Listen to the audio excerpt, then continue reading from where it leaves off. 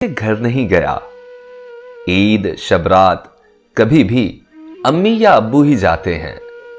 मेरी बीवी एक दिन मुझसे कहने लगी कि आपकी बहन जब भी घर आती है उसके बच्चे घर का हाल बिगाड़ देते हैं, खर्चा डबल हो जाता है। और तुम्हारी माँ हमसे छुपकर कभी उसे साबुन की पेटी देती है और चावल भी दे देती है। अपनी माँ को बोलो ये हमारा घर है, कोई खैरात सेंटर नहीं। मुझे बहुत गुस्सा आया। मैं बहुत मुश्किल से घर का खर्च पूरा कर रहा था और माँ सब कुछ बहन को दे देती है। मेरी बहन एक दिन घर आई हुई थी। उसके बेटे ने टीवी का रिमोट तोड़ दिया। मैं माँ को गुस्से से बोल रहा था, माँ बहन को बोलो यहां बस ईद पर आया करे और आप ये जो साबुन सर्फ और चावल देती है ना, इसको बंद करें। माँ चुप रही, लेकिन बहन ने सब सुन लिया था और वो भी चुप रही। 4 बज रहे थे। उसने अपने बच्चों को तैयार किया और कहने लगी, भाई मुझे बस स्टॉप पर छोड़ाओ।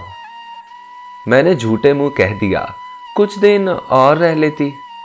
लेकिन वो मुस्कुराई और कहने लगी, नहीं भाई, वो बच्चों की ना छुट्टियां खत्म होने वाली हैं।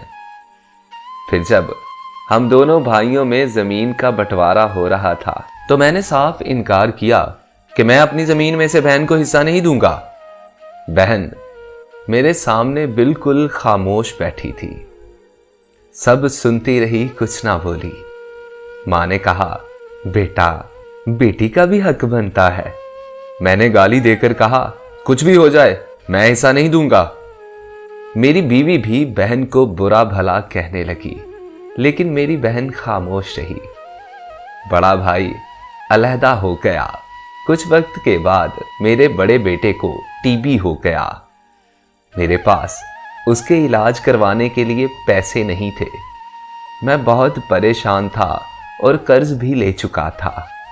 मैं गुमसुम सोचों में डूबा एक कमरे में अकेला बैठा था और शायद रो भी रहा था।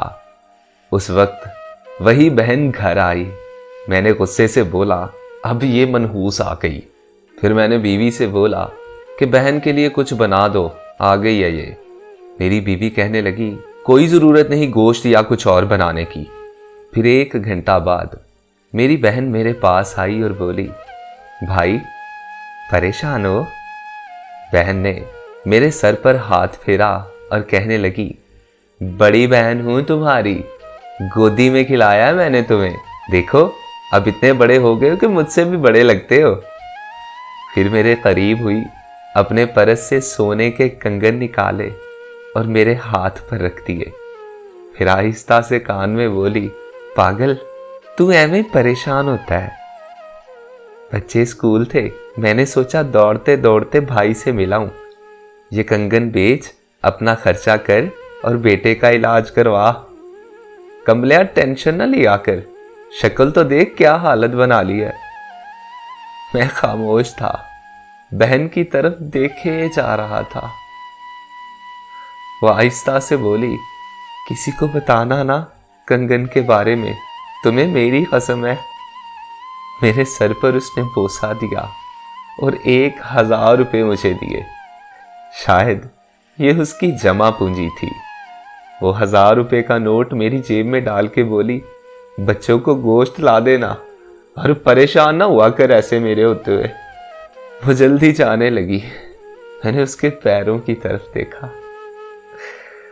टूटी हुई जूती पहनी थी उसने और फटा पुराना सा दुपट्टा ओढ़ा था।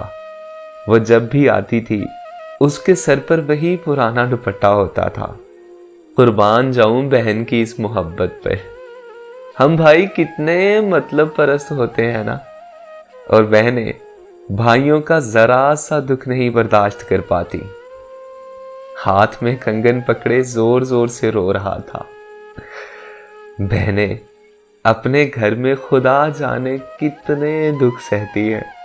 कुछ लम्हे बहन के पास बैठ लिया करें, उसका हाल पूछ लिया करें।